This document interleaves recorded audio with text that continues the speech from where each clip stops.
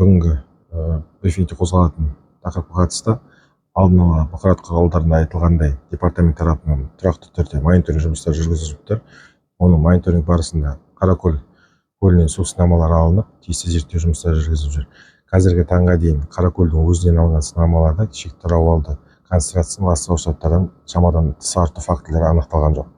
Сонымен қосымша бұқаралық ақпарат құралдарда 5-6 қаңтарларда жарияланған Қаракөлге белгісіз сұйықтықтың қонақ үй тұсындағы құбырдан ағу фактісі бойынша департамент мамандары жолданған болатын. Құбырдың өзінен тиісті сынамалар алынған, ағынды сулардан нәтижесінде жобамен бекітілген шекті нормативтерден асу фактісі анықталды. Аталған нормативтер тиісті рұқсат алған кездегі жобада көрсетілген арнайы есептік нәтиже көрсеткіштерімен салыстырғандағы асу фактісі болып табылады. Бірақ та сол сынамадан бөлек Қаракөлдің өзіне алған сынамаларда жалпы нормативтерден асу, яғни ластану фактілері анықталған жоқ.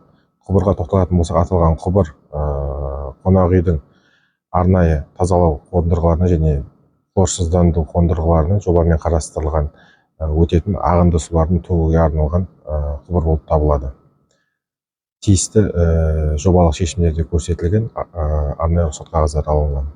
Аталған факт бойынша департамент тарапынан қазіргі таңда кәсіпкерлік кодекске сәйкес заңнама аясында жоспардан тыс тексеріс тағайындалды. Тексеріс жұмыстары жүргізіліп жатыр. Жалпы жүргізу 10 жұмыс күнін құрайды. Қосымша керек жағдайда 10 жұмыс күнге созылуы мүмкін.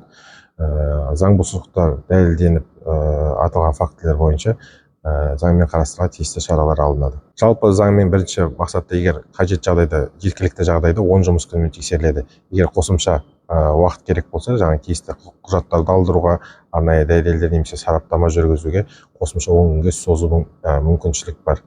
Бірақ алайда оған әлі жеткен жоқпыз. 10 жұмыс күнінің ішінде барысында жұмыстар жүргізіліп жатыр қазір.